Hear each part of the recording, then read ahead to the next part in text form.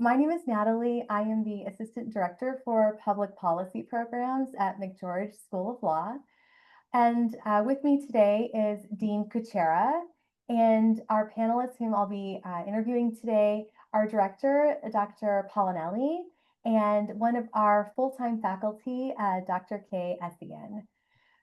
Both today they're seasoned professors in our MPP and MPA programs, and the purpose of our webinar today is to introduce you to them, to just highlight their unique backgrounds and experience, and kind of show you guys how their unique qualities contribute to our students' learning experience and career outcomes. So we're going to go ahead and get started.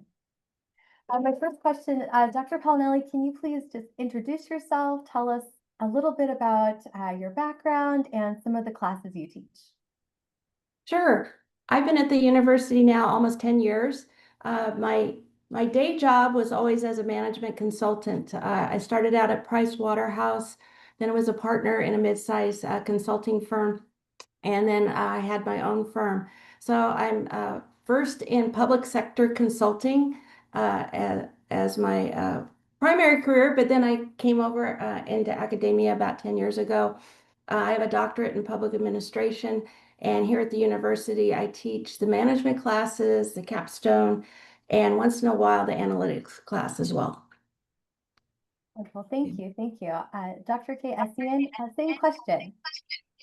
Thank you so much, Natalie. I have a PhD in urban and public affairs at McGeorge. I teach our intro courses, two of them, the Foundations of Public Administration, and also governance and public policy, which we have changed now to be Introduction to Policy Analysis. I've been in the school for over 2 years now. I also started in a consultancy as a project manager, undertaking social and environmental impact assessment somewhere in Ghana. So I have this international, having been to Ghana, Egypt, and other countries as well. Thank you. Wonderful, thank you. And I just wanted to quickly mention that if anybody has any questions as we're going, you're more than welcome to put them in the chat, and we'll answer them, or we'll answer questions at the end as well. My second question, our applicants seek a new degree for multiple reasons. Some of them are to develop expertise in a particular area or to develop new skills. In your classes, can you tell us a little bit about some of the skills that students will learn and why they're important? Dr. Paolinelli, I'll start with you. Sure. Let's start with the management classes first. One of the things that's important in your professional development is the ability to communicate. And so one of the things we start off from the get-go is public speaking.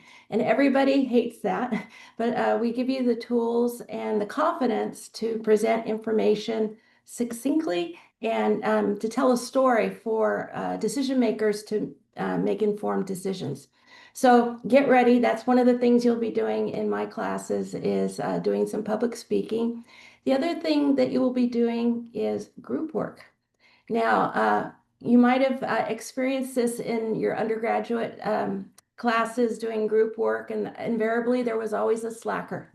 And the group work gets a bad rap because of that. But here in our classes, we teach the professional skills of what you need to do to make group work successful, how to work in teams. And invariably, you're going to storm norm, but we tell you how to perform to get over those hurdles and do good work together and be collaborative. The other class that I teach that is very useful to our students is analytics. And that's it's not just statistics, it's also looking at data and compiling that data and interpreting the results to making it meaningful and how you use that data to make good decisions. And I can't tell you how many students have come to me after they've graduated, many years after they've graduated, and said that's probably one of the most useful classes they've had because they entered hating math, hating numbers, and they came out with a great appreciation on increasing their analytical abilities and being able to use that in a meaningful way in the workplace. Thank you. Thank you. Dr. Charles, Dr. Kaye-Essien, same question for you, please. Thank you, thank you. And I'll also add in the foundations of public administration and also governance and public policy, one of the key courses that or skill that you'll be getting is what I call the policy communication, which is very important, especially now that we have the issue about fact versus fiction, right? It's important for you to be grounded in the way you can communicate a policy wherever you are. So what do I mean by that? You'll be taking skills in decision memo writing. You'll be also looking at issue brief writing. How do you analyze a problem, identify a problem, look at the policy landscape or the regulatory landscape, and see what is happening and what are some of the policy recommendations that you can provide for that. You'll be taking a course on or a course on policy mapping. How do you identify, track a policy through a path dependence lens, and to understand how you can provide certain solutions to that. You'll be also writing an analytical paper, take probably about maybe 25 to 30 pages. But of course, some of these will be doing it in groups, so you don't have to worry about that. And now we're also introducing some new classes on cost-benefit analysis and cost-effective analysis. So you have this foundation, which is so important now that we are moving into some of the trends that are happening within the field. So these are some of the skills, that practical skills that somebody coming from the work field you'll be exposed to. Wonderful. Thank you. Thank you. My next question, what would you consider unique or distinctive about McGeorge's classes in the MPP and MPA program compared to other schools? Dr. Paolinelli, I'll start with you. Okay, thank you. Well, we're in a law school, and that makes us really unique. We were the first law school in the country to establish MPA, MPP programs within the law school. That means you're taking law classes from law professors. And in both degrees, we have two required law classes. One is Introduction to Legal Analysis. The other one is Statutes and Regulations. And why is that important?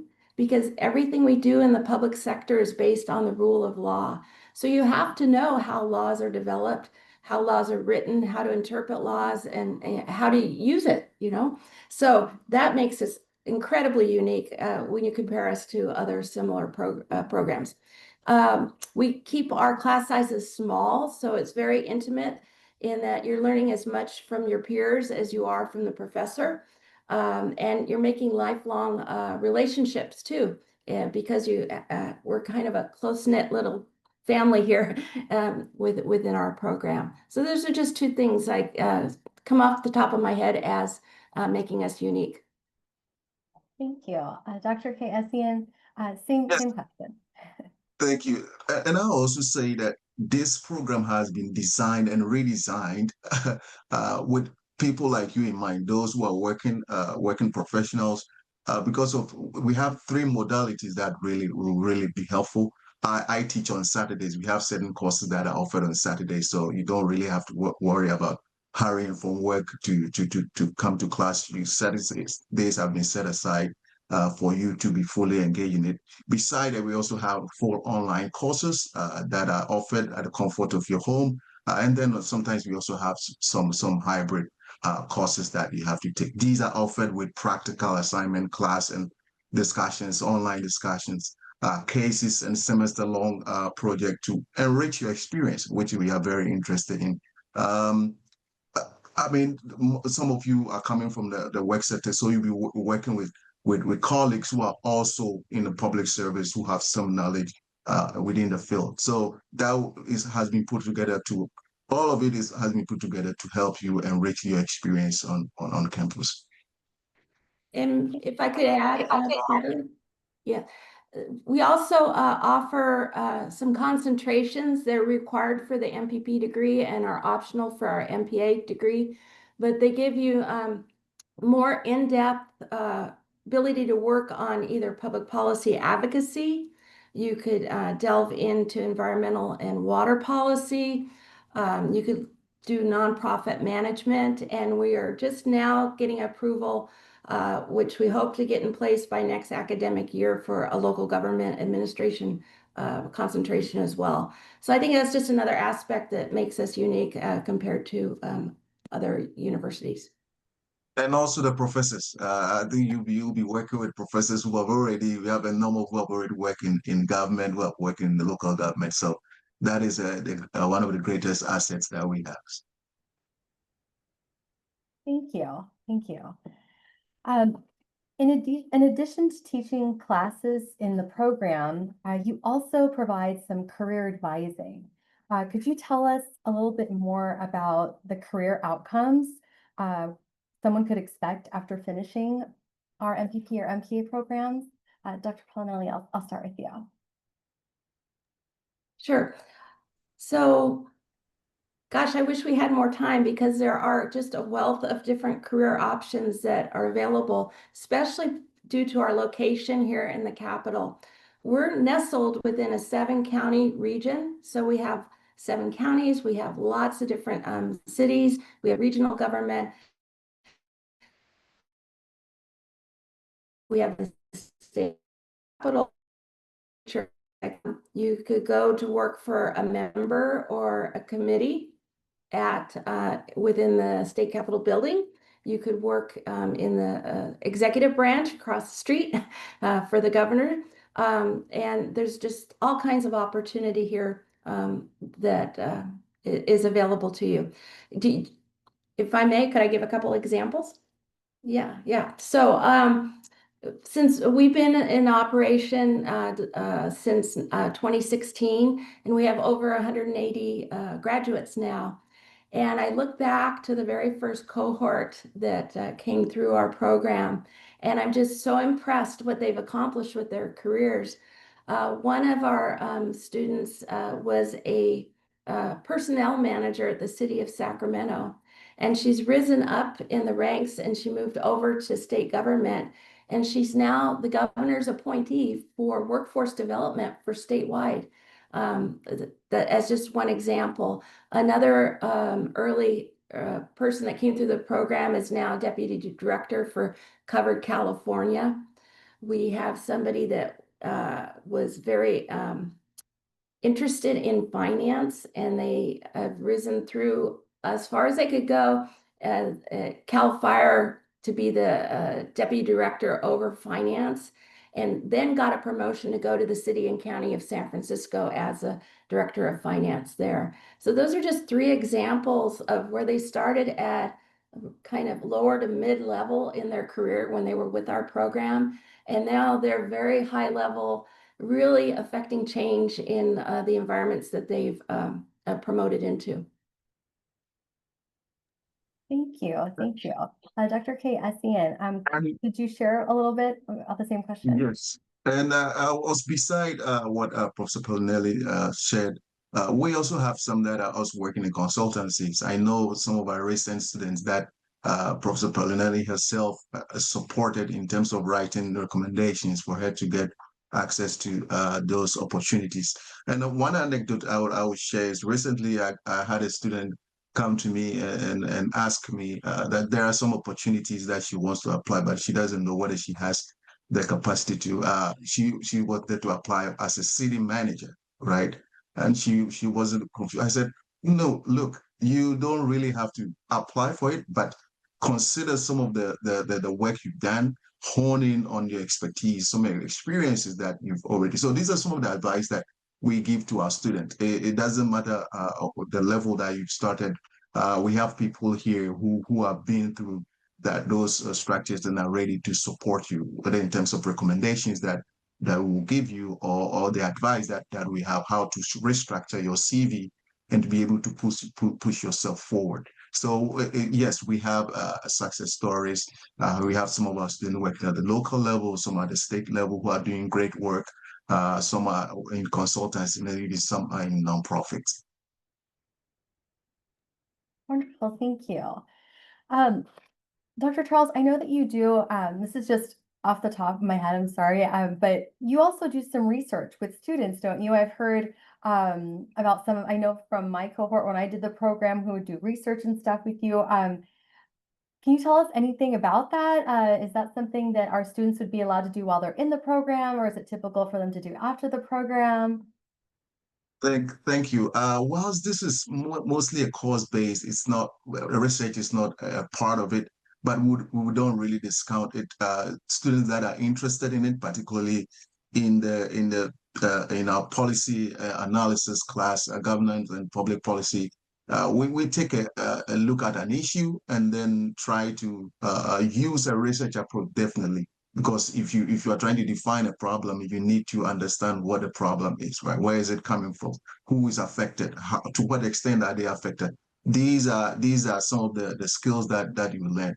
In terms of my research, I've been looking into both local government, but also into resilience and policy, resilience and sustainability policy. Most of it, I look at it from collaborative governance or co-production perspective. I know recently we did some work on your work on some capstone project with you, Natalie. I'm trying to look for a way that we can restructure it and make it has some conceptual theoretical basis so that we can send it out as a paper. So these are some of the ways I look out for certain opportunities. I'm also working together with directed study with one of our students who is interested in publishing it, which I'm encouraging her and guiding her, working together with her for her to be able to push it out. She's looking at how recent policy shifts at the federal level is affecting nonprofits within the climate and sustainability sector, which is a great thing to look at. So those are some of the things that really excite me about working with students, and I look forward to people like yourself who have great minds, who are looking for different opportunities to work with us to move forward. Thank you, And thank you. don't forget your success story from last year.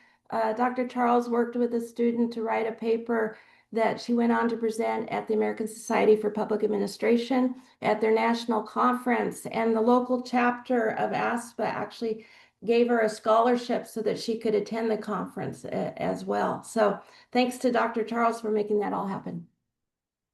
Thank you. You're welcome. Natalie, we have a questions from the Yes. chat. So I'm gonna, it's from someone who has over 20 years of teaching experience. They're looking for their next career and they really want to do something with California agriculture. It seems like an MPA would be a great springboard into advocacy for California ag.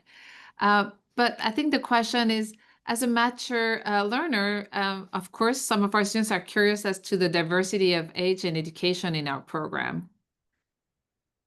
So, Dr. Paolinelli, would you like to? Oh, Yeah. sure, yes. So if you come join us, or even if you come observe one of our classes, you'll be amazed at the diversity of our students. And we have, I would say, 3 reasons why people come back and get their graduate degree. One reason is coming right out of undergrad, you're a career starter, you want that experience to jumpstart your career. The second reason might be your mid-career and you want those skills and abilities so that you can, progress maybe quicker up the ladder of your career. The third, and I think this is the one that you're interested in, is they want to change careers and develop skills, whether it's in teaching or nonprofit or doing something different for the last of their career. So you'll be amazed at the diversity of interests in the classroom, the diversity of age. And I think it's just a really enriching experience to have that diversity in the classroom, because as I said before, you're going to end up learning as much from your peers as you do from the professors as well. Did that get the question answered? So I think so. Yeah. Thank you very much. Okay. Okay, so we'll open it up. If anybody has any questions, please go ahead and put them in the chat and we'll ask our professors. Can I add something that it was probably a couple questions ago about why what makes us unique and distinctive. We do have a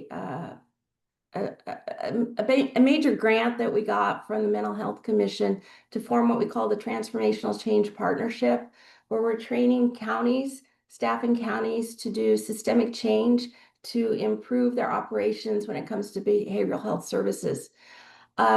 We are really leveraging that to make opportunities for our students, in that we've had a number of students do internships and directed studies through the Transformational Change Partnership.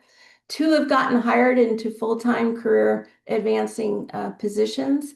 And now we're working with the director of the partnership to sponsor real projects for our capstone. For the first time, we'll be having real projects with real clients, which kind of ups the game for our graduating students to really work on a project where they can make real change at the county level and have a work product that they can show off when they go for job interviews and for promotional opportunities. So that's another exciting thing that we're doing this year as well. I would also add, I think I'll take it from where the question regarding person has been working for a while and they don't know whether they'll be able to transition to the academic world. I think one of the what I've observed in not only here but in teaching at other universities, that most of the people who come in who have worked for a while, a matured student, I'll put it, they provide a lot of input into the class in terms of the depth of their experience and how they support the class in group work. It's a resource that is really helpful, and I really admire people of such nature. So don't be afraid, if I should put it that way, that hey, how am I going to cope? I've been out of academia for a while. You are welcome. The structures have been put in place so that all of us, regardless of whether you've been in working for a while or maybe you just came from undergraduate, the structures are in place to have a conducive classroom where we all learn together. So whatever expertise you have, the ideas are the ones that we need. So we need people like you to be here to bring that level of maturity to the class to enrich the experiences of all students. Right? Thank you. Thank you. I Any don't- other questions? I don't see any questions in the chat, so I don't know if you have you had some slides that you wanted to go over. I wasn't going to go over any slides, but I noticed that some of the people who registered today are people who have either started applications or people I've spoken to who are interested in starting. So I just wanted to let you all know that we are accepting applications for spring 2026. I know you may have gotten a notice saying that our priority deadline was November 1st. But don't panic, that's just our priority deadline, which means if you were to apply by that time, you would get a quicker response. We're taking applications after November 1st on a rolling basis. So it just may take a little bit longer to get a decision from the admissions committee, but you can still apply. So don't think that after the 1st you can't.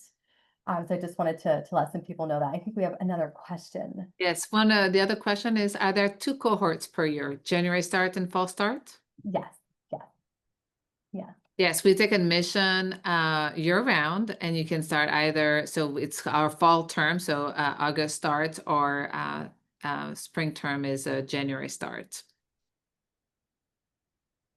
And we often use a word, like MPP and MPA acronyms together in the same sentences, but obviously those are 2 different degrees. So perhaps Dr. Paolinelli, could you explain from a learning outcome perspective, what are the differences between the MPP and MPA program that we teach here at McGeorge? Sure. Natalie, in the slides that we're going to have, do you have that particular slide? I wasn't going to show slides, but I can pull them up if you want me to pull up the.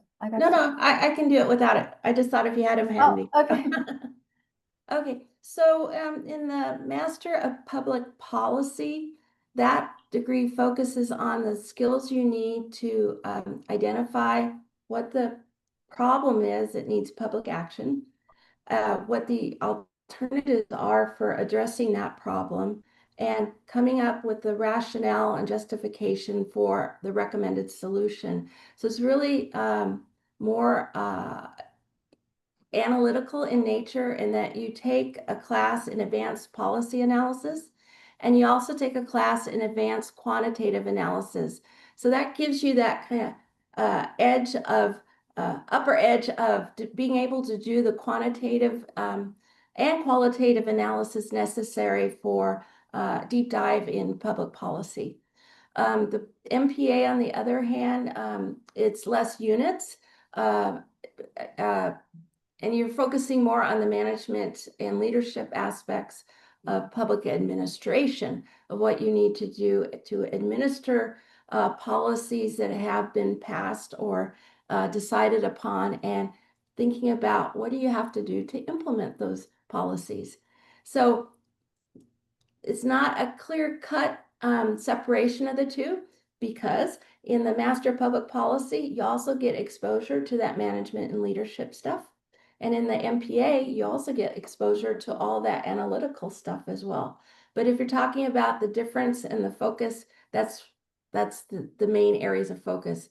With an MPP, your question, Dean, was on outcomes, Yes. right? Okay. So if you get your MPP, there's a wealth of policy type jobs that are available. And I'll just name a few. In state government, every department has a policy analysis unit. So back to the agriculture person, you could go to work in the Food and Agriculture Department of Food and Ag of California state government.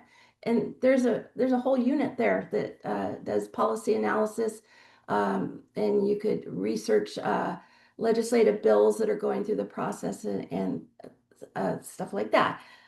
One of the best places to start out with an MPP is the Department of Finance for the state of California. It's a very prestigious and competitive place to start your career. It's not just budget analysis, it's policy analysis. And because it's such a prestigious place to start, you got your ticket to ride the progression of your career should you start there. Over in the legislature, there's tons of committees that need policy analysis. So that's another place you could start. And then we're here in California, in the state capitol. There's all kinds of advocacy organizations for every kind of issue that you could think of. They need policy analysis. They need lobbyists as well. So with your MPP,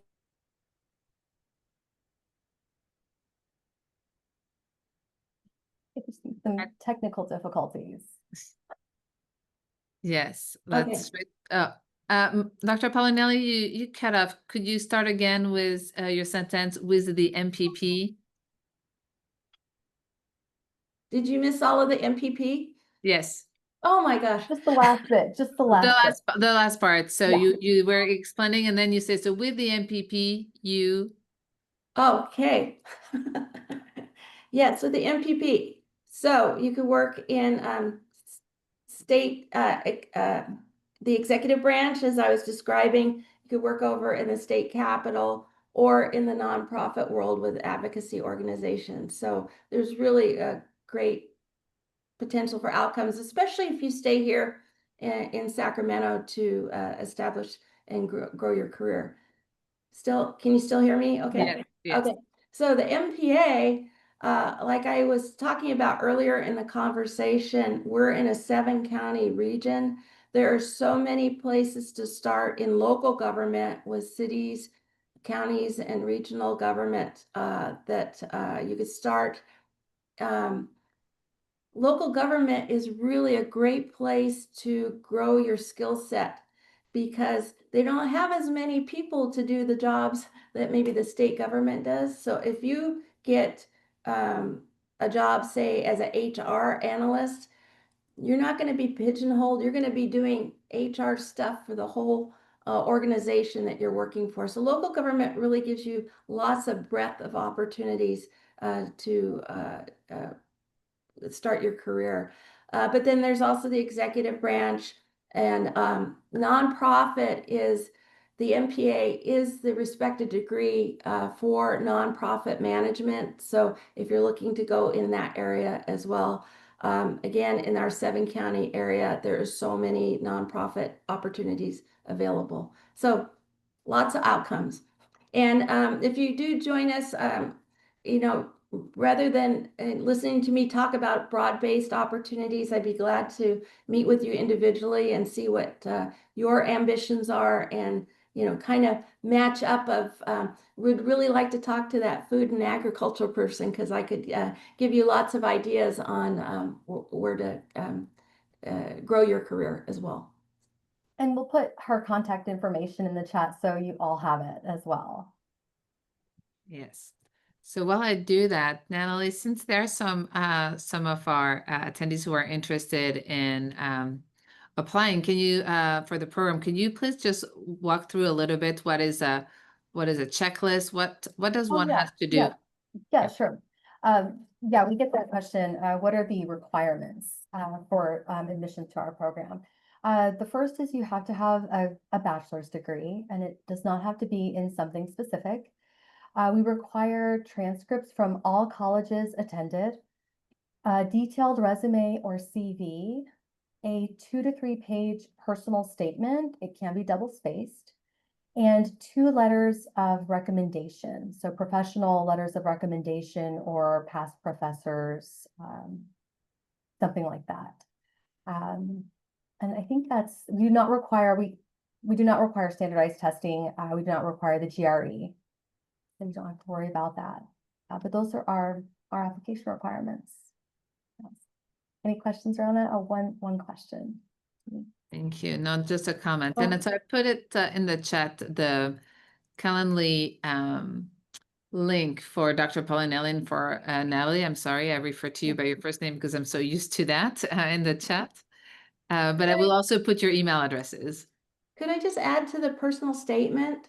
Yeah. Because we often get that question as well, as what do y'all want to see in the personal statement? And we want to get to know you and what your story is and what your background is, especially what motivates you to go back to school and get your degree. But why get your degree at McGeorge? Why is coming here going to fulfill your career ambitions? And what is it about us? How can we help you fulfill your ambitions? And also we're looking to, you know, we want to make sure that you're a good fit for us as well as we're a good fit for you. So tell us your story, tell us what your wants and ambitions are, and you know, why McGeorge. That's what we're looking for. Thank you. Thank you. Thank you. And also, if you're around, if you're in Sacramento region or you're going to come to Sacramento, please connect with us. We'd love to give you a tour of the campus. We have a beautiful campus here, and we have a lot of resources that all of our students have access to. I know at least one person from the attendees list has done so, and so please do reach out to us when you are in Sacramento. And also, if you would like to sit in one of our classes, I'm always open to that. You can reach out to our program managers, program directors, and then also to the director herself, and then we can arrange that and visit me in class. Yeah, it's on a Saturday, so you don't have to worry about it. Absolutely. Thank you. Thank you. Well, if there are no more questions, I don't see any new questions, just some No. comments. No other questions. Okay, well, thank you so much, everyone, for attending today. Thank you, Dr. Paolinelli. Thank you, Dr. Kaye-Essien and Dean Kuchera for joining us. And I hope everybody has a wonderful rest of the day. Thank you. Thank you. Bye. Bye-bye.